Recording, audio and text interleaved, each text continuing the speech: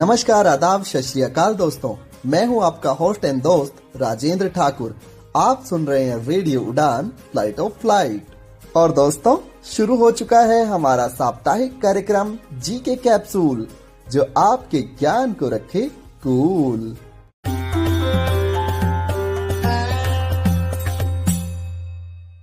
दोस्तों, इस कार्यक्रम का मुख्य उद्देश्य प्रश्नोत्तरी के माध्यम से आपके ज्ञान में वृद्धि करना है। कार्यक्रम का प्रसारण हर सोमवार रात 10 बजे और पुनः प्रसारण हर मंगलवार शाम 5 बजे से रेडियो उड़ान द्वारा किया जाता है। आइए शुरू करते हैं प्रश्नोत्तरी का सिलसिला, लेकिन उससे पहले एक छोटा सा ब्रेक। माँ, मुझे कुछ नहीं दिखाई दे रहा। माँ, मुझे कुछ नहीं दिखाई दे रहा। बिना वजह गाड़ी में पेट्रोल जलाना, फालतू में एसी चलाना और यूं ही रोड पे कचरा जलाना बंद करोगे तो सब कुछ दिखेगा। माँ, मुझे सब कुछ दिखाई दे रहा। माँ, रेडियो उड़ान कहता है प्यार फैलाएं, पॉल्यूशन नहीं। रेडियो उड़ान द्वारा जनहित में जारी।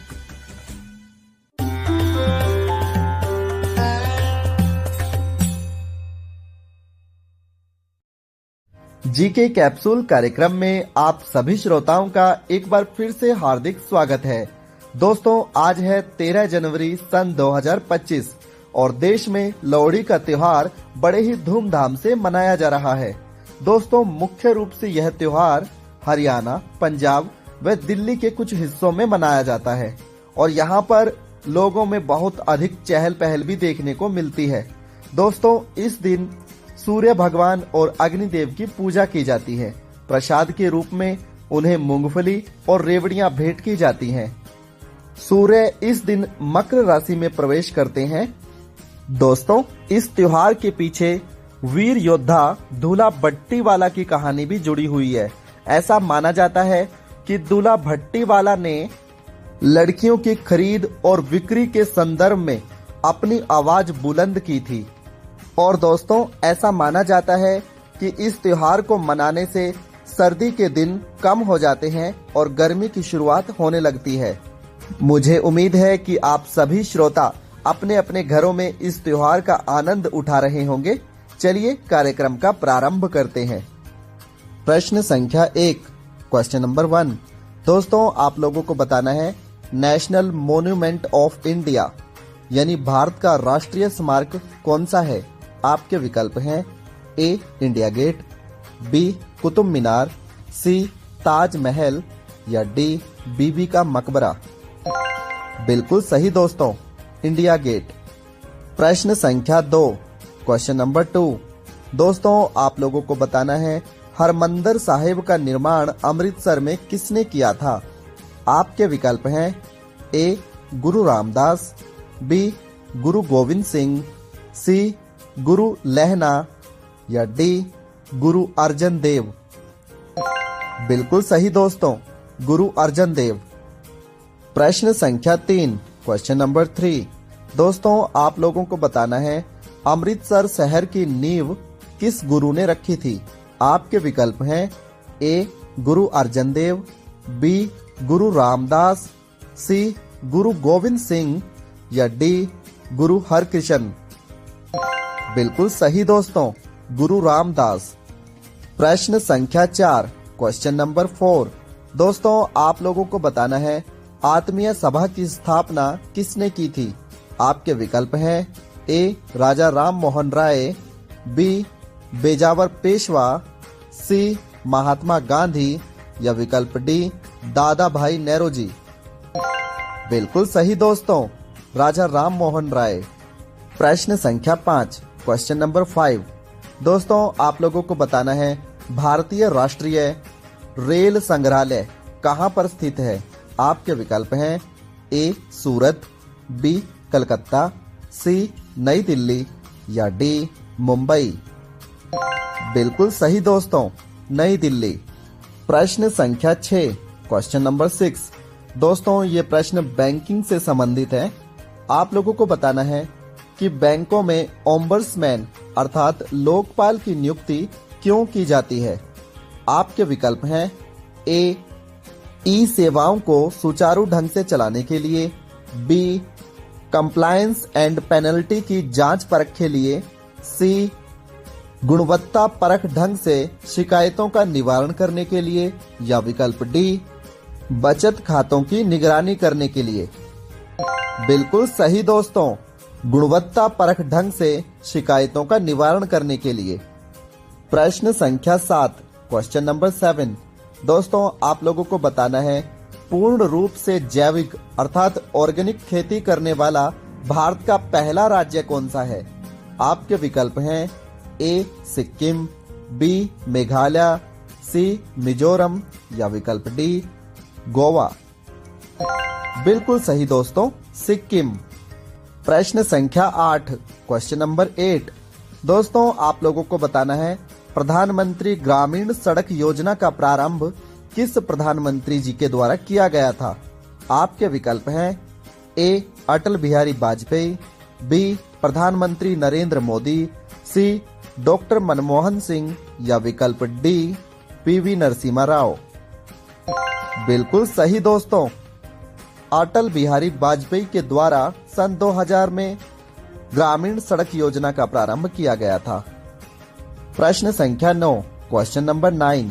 दोस्तों आप लोगों को बताना है स्वर्णिम चतुर्भुज योजना का प्रारंभ कब हुआ था। दोस्तों ये योजना भी सड़क से ही संबंधित है और इस योजना के तहत दिल्ली, मुंबई, कोलकाता, चेन्नई को सड़क मार्ग से जोड़ा गया था, 4 लाइन वाले। आपके विकल्प हैं ए सन 2000 में, बी सन 2003 में, सी सन 2006 में, या विकल्प डी 1999 में। बिल्कुल सही दोस्तों, सन 2000 में स्वर्णिम चतुर्भुज योजना का प्रारंभ अटल बिहारी वाजपेयी के द्वारा किया गया था। प्रश्न संख्या 10, क्वेश्चन नंबर 10। दोस्तों आप लोगों को बताना है भारत के किस राज्य की सबसे लंबी कोस्ट लाइन है, अर्थात समुद्री सीमा किस राज्य की सबसे लंबी है।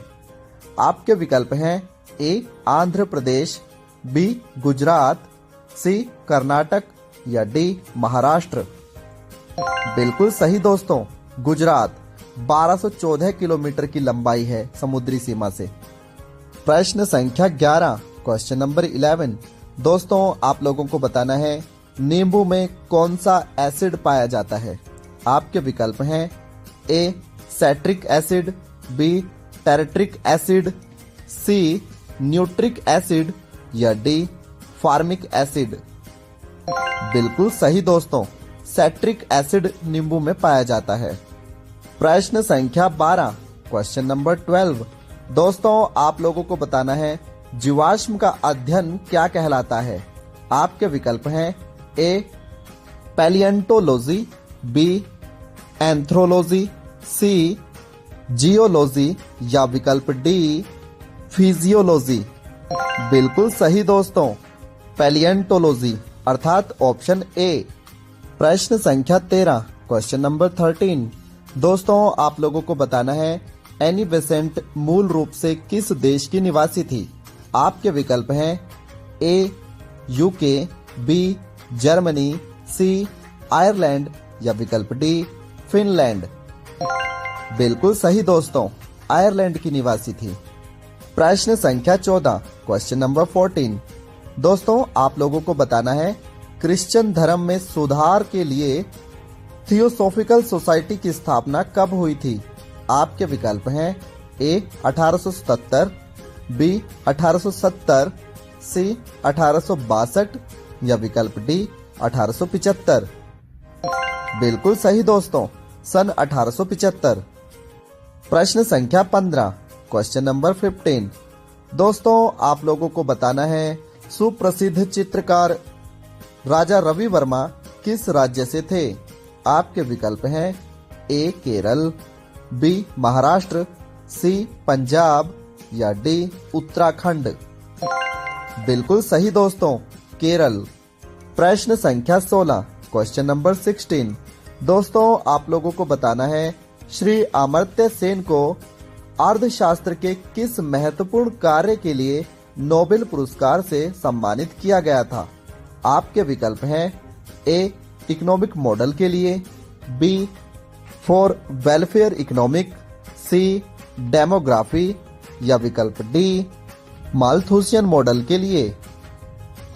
बिल्कुल सही दोस्तों, उन्हें नोबेल पुरस्कार वेलफेयर इकोनॉमिक के लिए दिया गया था। प्रश्न संख्या 17, क्वेश्चन नंबर 17। दोस्तों ये प्रश्न भी अर्थशास्त्र से है। आप लोगों को बताना है बचत से आप क्या समझते हैं। आपके विकल्प हैं ए, वह राशि जो अभी तक खर्च नहीं की गई है। बी, वह राशि जिनसे टिकाऊ वस्तुओं को खरीदा जा सकता है। सी, वह राशि जो उद्योगों व व्यावसायिक कार्यों के लिए संभाल कर रखी गई है। या विकल्प डी, इनमें से कोई नहीं। बिल्कुल सही दोस्तों, वह राशि जो अभी तक खर्च नहीं की गई है बचत राशि कहलाती है। प्रश्न संख्या 18, क्वेश्चन नंबर 18। दोस्तों आप लोगों को बताना है विश्व पुरुष दिवस अर्थात वर्ल्ड मैन डे कब मनाया जाता है। आपके विकल्प हैं ए, 1 नवंबर, बी, 4 नवंबर, सी, 16 नवंबर या विकल्प डी, 19 नवंबर। बिल्कुल सही दोस्तों, 19 नवंबर को विश्व पुरुष दिवस मनाया जाता है और इसी दिन टॉयलेट डे भी मनाया जाता है। प्रश्न संख्या 19, क्वेश्चन नंबर 19। दोस्तों आप लोगों को बताना है विश्व पृथ्वी दिवस कब मनाया जाता है। आपके विकल्प हैं ए, 22 अप्रैल, बी, 22 मार्च, सी, 21 अप्रैल या विकल्प डी, 21 मार्च। बिल्कुल सही दोस्तों, 22 अप्रैल। प्रश्न संख्या 20, क्वेश्चन नंबर 20। दोस्तों आप लोगों को बताना है कलर ब्लाइंडनेस के लिए कौन सी नाड़ी अथवा सेल्स जिम्मेवार होते हैं। आपके ऑप्शन है ए, रोड सेल्स, बी, कॉन्व सेल्स, सी, येलो स्पॉट या विकल्प डी, ब्लाइंड स्पॉट। बिल्कुल सही दोस्तों, कॉन्व सेल्स कलर ब्लाइंडनेस के लिए जिम्मेवार होती हैं। दोस्तों फेसबुक के फाउंडर मार्क जुकरबर्ग भी कलर ब्लाइंडनेस से प्रभावित हैं। दोस्तों जो लोग कलर ब्लाइंडनेस से प्रभावित होते हैं वे केवल ब्लू कलर ही अच्छे से देख सकते हैं, इसीलिए फेसबुक का कलर भी ब्लू है। मार्क जुकरबर्ग जो कपड़े पहनते हैं उनके गले की शेप भी ब्लू कलर की होती है और साथ ही कलर ब्लाइंडनेस वाले लोगों के लिए ग्रीन और रेड कलर को देखना बहुत डिफिकल्ट कार्य होता है। मुझे उम्मीद है कि आपको ये जानकारी जरूर पसंद आई होगी। चलिए बढ़ते हैं नेक्स्ट क्वेश्चन की ओर। प्रश्न संख्या 21, क्वेश्चन नंबर 21। दोस्तों आप लोगों को बताना है film and television institute of India FTII इसकी स्थापना कब हुई थी। आपके विकल्प हैं ए, 1962, बी, 1972, सी, 1959 या विकल्प डी, 1960। बिल्कुल सही दोस्तों, 1960 में FTII की स्थापना हुई थी और इसका हेडक्वार्टर पुणे महाराष्ट्र में है। प्रश्न संख्या 22, क्वेश्चन नंबर 22। दोस्तों आप लोगों को बताना है असम राइफल्स की स्थापना कब हुई थी। आपके विकल्प हैं ए, 1835, बी, 1840, सी, 1935 या विकल्प डी, 1939। बिल्कुल सही दोस्तों, 1835। प्रश्न संख्या 23, क्वेश्चन नंबर 23। दोस्तों आप लोगों को बताना है कि भारतीय संसद के सदनों की बात भारतीय संविधान के किस अनुच्छेद में कही गई है। आपके विकल्प हैं ए, अनुच्छेद 72, बी, अनुच्छेद 75, सी, अनुच्छेद 79 या विकल्प डी, अनुच्छेद 83। बिल्कुल सही दोस्तों, अनुच्छेद 83 यानी 83। प्रश्न संख्या 24, क्वेश्चन नंबर 24। दोस्तों आप लोगों को बताना है चीनी यात्री हेनसान किस राजा के शासनकाल में भारत आया था। आपके विकल्प हैं ए, राजा हरिश्चंद्र, बी, राजा समुद्रगुप्त, सी, राजा कुमार गुप्त या विकल्प डी, राजा हर्षवर्धन। बिल्कुल सही दोस्तों, राजा हर्षवर्धन के शासनकाल में चीनी यात्री हेनसान भारत में आए थे। प्रश्न संख्या 25, क्वेश्चन नंबर 25। दोस्तों आप लोगों को बताना है चीनी यात्री फायान किस राजा के शासनकाल में भारत आए थे। आपके विकल्प हैं ए, चंद्रगुप्त विक्रमाद्वितीय, बी, कुमार गुप्त, सी, समुद्रगुप्त या डी, राजा बिंदुसार। बिल्कुल सही दोस्तों। चंद्रगुप्त विक्रमादित्य के शासनकाल में चीनी यात्री फायान भारत में आए थे। प्रश्न संख्या 26, क्वेश्चन नंबर 26। दोस्तों आप लोगों को बताना है मैगस्थनीज भारत में किस देश से आए थे। आपके विकल्प हैं A Italy, B Greece, C Babylon या विकल्प डी ईरान। बिल्कुल सही दोस्तों, वे ग्रीस से भारत में आए थे। प्रश्न संख्या 27, क्वेश्चन नंबर 27। दोस्तों आप लोगों को बताना है तीर्थंकर शब्द का संबंध किस धर्म से है। आपके विकल्प हैं ए जैन धर्म से, बी पारसी धर्म से, सी यहूदी धर्म से या विकल्प डी बौद्ध धर्म से। बिल्कुल सही दोस्तों, जैन धर्म से। जैन धर्म में कुल 24 तीर्थंकर हुए हैं और अंतिम थे महावीर स्वामी। प्रश्न संख्या 28, क्वेश्चन नंबर 28।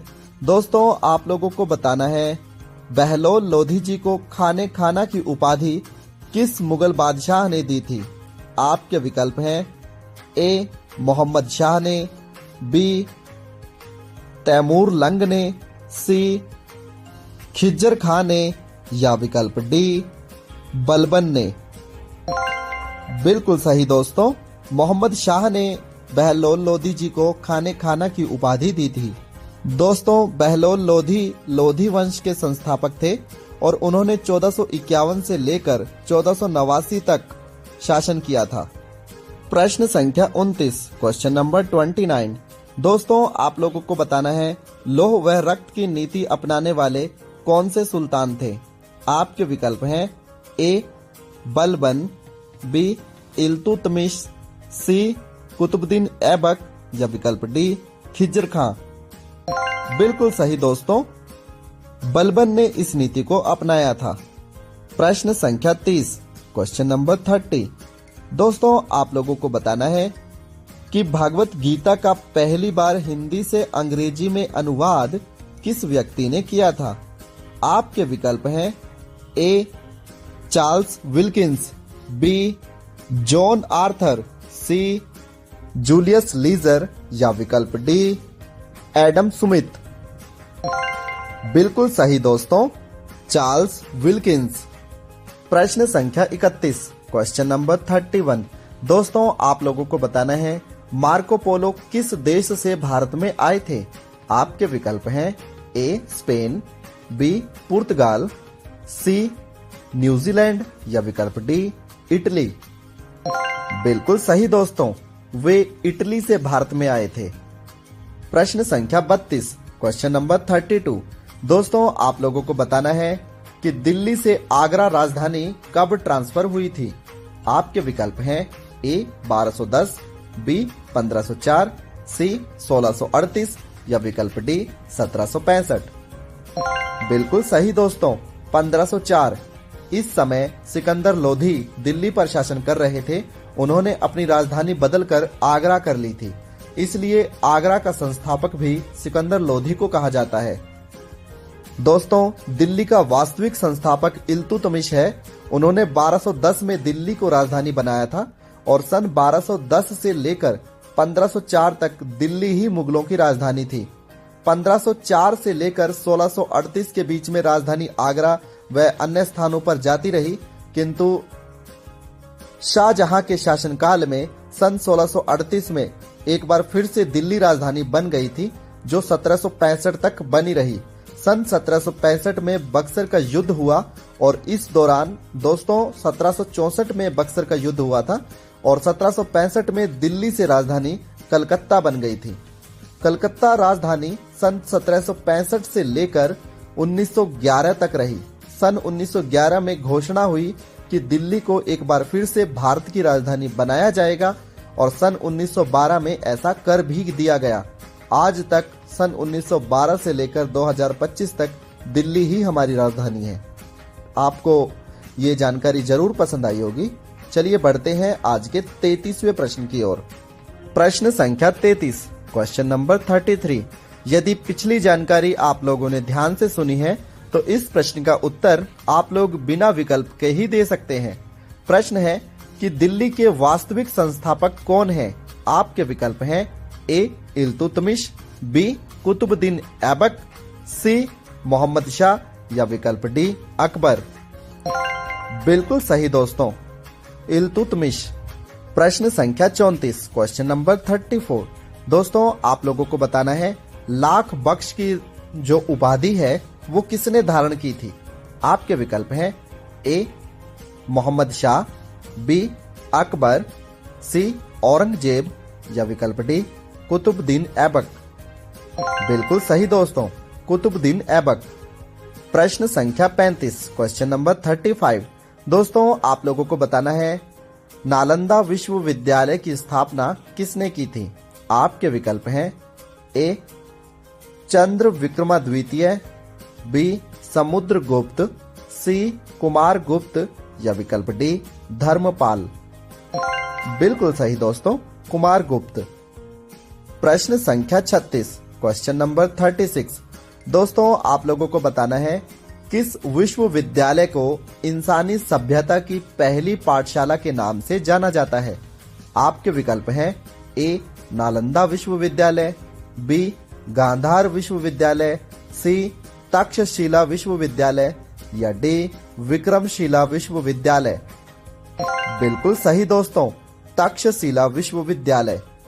प्रश्न संख्या 37, क्वेश्चन नंबर 37। दोस्तों आप लोगों को बताना है भारतीय रेल का जनक किसको कहा जाता है? आपके विकल्प हैं A Lord Ripon, B Lord Dalhousie, C Lord Bentinck या डी लॉर्ड लिनलिथगो। बिल्कुल सही दोस्तों, लॉर्ड डलहौजी। प्रश्न संख्या 38, क्वेश्चन नंबर 38। दोस्तों आप लोगों को बताना है कंद्रिया महादेव मंदिर किस राज्य में है? आपके विकल्प हैं ए महाराष्ट्र, बी गुजरात, सी हरियाणा या विकल्प डी मध्य प्रदेश। बिल्कुल सही दोस्तों, मध्य प्रदेश के खजुराहो में यह टेम्पल स्थित है। दोस्तों कंद्रिया का अर्थ होता है गुफा या सुरंग। कंद्रिया बुंदेली भाषा का शब्द है। प्रश्न संख्या 39, क्वेश्चन नंबर 39। दोस्तों आप लोगों को बताना है महात्मा गांधी जी सत्याग्रह आंदोलन के दौरान पहली बार कब गिरफ्तार हुए थे? आपके विकल्प हैं ए 1906, बी 1907, सी 1908 या डी 1917। बिल्कुल सही दोस्तों, सन 1908 में वे पहली बार गिरफ्तार हुए थे। प्रश्न संख्या 40, क्वेश्चन नंबर 40। दोस्तों आप लोगों को बताना है बुद्ध धर्म के अनुयायियों के लिए विक्रमशिला विश्वविद्यालय की स्थापना बिहार में किसने की थी? आपके विकल्प हैं ए राजा धर्मपाल, बी राजा महिपाल, सी राजा जयपाल या विकल्प डी राजा नरसिंह बर्मन। बिल्कुल सही दोस्तों, राजा धर्मपाल। प्रश्न संख्या 41, क्वेश्चन नंबर 41। दोस्तों आप लोगों को बताना है कि किसने अपनी किताब में कहा था कि आर्य तिब्बत के मूल निवासी थे? आपके विकल्प हैं ए स्वामी दयानंद सरस्वती, बी राजा राम मोहन राय, सी विनोबा भावे या डी विवेकानंद। बिल्कुल सही दोस्तों, स्वामी दयानंद सरस्वती। इन्होंने यह बात अपनी किताब सत्यार्थ प्रकाश में कही थी। वेदों की ओर लौटो भी इन्होंने कहा था और सन 1875 में आर्य समाज की स्थापना बॉम्बे में इन्हीं के द्वारा की गई थी। प्रश्न संख्या 42, क्वेश्चन नंबर 42। दोस्तों आप लोगों को बताना है स्वामी दयानंद सरस्वती जी का मूल नाम क्या था? आपके विकल्प हैं ए महादेव शंकर, बी मूल शंकर, सी राम भोला या विकल्प डी अज्ञ। बिल्कुल सही दोस्तों, मूल शंकर। प्रश्न संख्या 43, क्वेश्चन नंबर 43।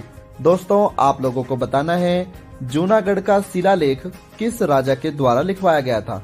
आपके विकल्प हैं ए रुद्रदामन प्रथम, बी चंदेलों के द्वारा, सी राजा अशोक के द्वारा या विकल्प डी राजा महेंद्र के द्वारा। बिल्कुल सही दोस्तों, रुद्रदामन प्रथम के द्वारा जूनागढ़ का शिलालेख लिखवाया गया था जो वर्तमान गुजरात में है। इस शिलालेख में सुदर्शन झील के पुनर्निर्माण की बात लिखी गई थी अथवा कही गई थी? प्रश्न संख्या 44, क्वेश्चन नंबर 44।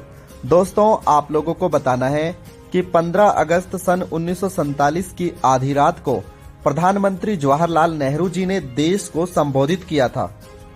दूसरे नंबर पर देश को संबोधन करने वाले व्यक्ति का क्या नाम था? आपके विकल्प हैं A. Doctor Bhimrao Ambedkar, B. Doctor Rajendra Prasad, C. Mahatma Gandhi या विकल्प डी. सर्वपल्ली राधाकृष्णन। बिल्कुल सही दोस्तों, डॉक्टर सर्वपल्ली राधाकृष्णन जी थे, जिन्होंने दूसरे नंबर पर हमारे देश को संबोधित किया था और ये देश के पहले उपराष्ट्रपति व दूसरे राष्ट्रपति भी थे। प्रश्न संख्या 45। दोस्तों, आप लोगों को बताना है कालिदास निम्नलिखित में से किनके शासनकाल में थे? आपके विकल्प हैं ए. चंद्रगुप्त विक्रमाद्वितीय, बी. समुद्रगुप्त, सी. उपर्युक्त दोनों या विकल्प डी. दोनों में से कोई नहीं। बिल्कुल सही दोस्तों, उपर्युक्त दोनों। प्रश्न संख्या 46, क्वेश्चन नंबर 46। दोस्तों, आप लोगों को बताना है पल्लवों की राजधानी कहां पर थी? आपके विकल्प हैं ए. हम्पी, बी. गोलकुंडा, सी. कांचीपुरम या विकल्प डी. नरवाना। बिल्कुल सही दोस्तों, उनकी राजधानी कांचीपुरम में थी, जो वर्तमान तमिलनाडु में है। प्रश्न संख्या 47। दोस्तों, आप लोगों को बताना है कि राजस्थान में खेतड़ी नामक स्थान किस धातु के लिए प्रसिद्ध है? आपके विकल्प हैं ए. तांबा, बी. सोना, सी. चांदी या विकल्प डी. पारा। बिल्कुल सही दोस्तों, तांबा। प्रश्न संख्या 48, क्वेश्चन नंबर 48। दोस्तों, आप लोगों को बताना है स्वामी विवेकानंद को विवेकानंद किसने कहा था? आपके विकल्प हैं ए. राजा मानसिंह, बी. राजा अकबर, सी. खिज्जर खां या विकल्प डी. राजा अजीत सिंह। बिल्कुल सही दोस्तों, राजा अजीत सिंह ये खेतड़ी नामक स्थान के राजा थे। प्रश्न संख्या 49, क्वेश्चन नंबर 49। दोस्तों, आप लोगों को बताना है रामकृष्ण मिशन की स्थापना बेलूर कर्नाटका में कब की गई थी? आपके विकल्प हैं ए. 1997, बी. 1897, सी. 1998 या विकल्प डी. 1898। बिल्कुल सही दोस्तों, 1897। प्रश्न संख्या 50, क्वेश्चन नंबर 50। दोस्तों, आप लोगों को बताना है परमानेंट सेटलमेंट या जमींदारी प्रथा किसके शासनकाल में आई थी? आपके विकल्प हैं A. Lord Munro, B. Lord Cornwallis या सी. लॉर्ड कर्जन, विकल्प डी. Lord Linlithgow. बिल्कुल सही दोस्तों, लॉर्ड कॉर्नवालिस। दोस्तों, ये आज के हमारे कार्यक्रम का अंतिम प्रश्न था। यदि आपका कोई भी सुझाव अथवा आपत्ति है तो आप YouTube के कमेंट बॉक्स में बता सकते हैं। हम उम्मीद करते हैं आपको ये कार्यक्रम जरूर पसंद आया होगा। नमस्कार, फिर मिलेंगे अगले हफ्ते। सभी यात्रियों से निवेदन है कि अपने अपने सीट बेल्ट टाइटली बांधें, क्योंकि रेडियो उड़ान का होने वाला है बिग बैंग। नेशनल उड़ान कन्वेंशन 2025 15-16 फरवरी को पहली बार इस मंच पे होगा ब्यूटी पेजेंट और हर साल की तरह होंगे कई सारे cultural programmes, concert, presentations, disability discussions और भी बहुत कुछ। ये कन्वेंशन आपको मौका देगा कई दिग्गज पर्सनालिटीज से, कलाकारों से, फनकारों से मिलने का। तो दिल थाम के बैठिए और इंतजार कीजिए उड़ान कन्वेंशन 2025 का, जो होने जा रहा है जाट भवन सेक्टर 6 पंचकुला हरियाणा में। एक उड़ान जो भर दे आपकी जिंदगी में जान। क्या चश्मे सिर्फ एक ही काम के लिए होते हैं? जरा रुकिए, क्योंकि स्मार्ट ऑन डिवाइस के साथ चश्मे इससे कई ज्यादा काम कर सकते हैं। एक बार सोचिए, एक चश्मा जो चीजों को पहचान सकता है, करेंसी को सेकंड्स में आइडेंटिफाई कर सकता है, 13 भाषाओं में किताबें पढ़ सकता है और पढ़ाई की बात करें तो स्मार्ट ऑन आपके सवालों का हल भी दे सकता है। The correct answer is ICA4 carat. साथ ही इसका स्मार्ट आई देगा आपको डायग्राम्स, चार्ट्स और ग्राफ्स की पूरी जानकारी। Mode change to smart eye. 5, 4, 3, 2. लेकिन रुकिए, और भी बहुत कुछ है। स्मार्ट ऑन के साथ आपको मिलते हैं नॉन कैमरा फीचर्स भी, जिससे ये बन जाता है आपका सबसे बड़ा दोस्त। व्हाट्सएप इमेजेस का डिस्क्रिप्शन ले, The image is a photograph of a printed exam or quiz paper. AI tutor से पढ़ाई में टॉप करे। The questions cover various topics such as crystal lattice structure. Doc AI के साथ अपनी पढ़ाई और काम के डॉक्यूमेंट्स संभाले। स्मार्ट ऑन ग्लासेस आपके फोन के बैक और सेल्फी कैमरा से भी आसानी से जुड़ सकते हैं। महज 15 ग्राम का ये हल्का डिवाइस स्मार्ट ऑन ऐप के जरिए आपके फोन से जुड़ जाता है और आपको देता है जबरदस्त फीचर्स। लेकिन इससे बेहतरीन बात ये है कि इसे चार्ज करने की कोई जरूरत नहीं। ये आपके फोन से सीधे पावर लेता है, इसीलिए रहता है हमेशा तैयार आपके साथ। एक अच्छी खबर ये है कि ये सब्सिडाइज्ड रेट पर भी उपलब्ध है। आज ही हमारी सपोर्ट टीम से संपर्क करें और स्मार्ट ऑन को अपना बनाएं। नंबर है 917016606884। स्मार्ट ऑन ग्लासेस डिवाइस, आपके जैसी सोचने वाली तकनीक।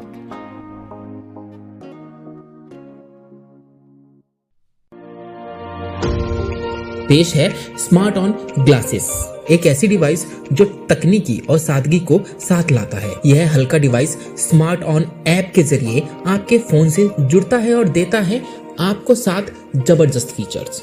कैमरा फीचर्स, वस्तुओं और नोटों की पहचान, 13 भाषाओं में पढ़ाई और पढ़ाई के सवालों का हल। Non camera features, WhatsApp image का सारांश, डॉक्यूमेंट AI से स्मार्ट वर्क और स्मार्ट आई जो डायग्राम, चार्ट्स और ग्राफ की पूरी जानकारी देता है। और सबसे बेहतरीन बात, इसे चार्ज करने की कोई जरूरत नहीं। ये आपके फोन से सीधे पावर लेता है और तैयार रहता है हमेशा आपके साथ। तो इंतजार क्यों, अभी जुड़े और अपने जीवन को नया आयाम दे। कॉल करें हमारे सपोर्ट नंबर पर 7016606884। स्मार्ट ऑन ग्लासेस, आपकी नई दृष्टि, नई सोच।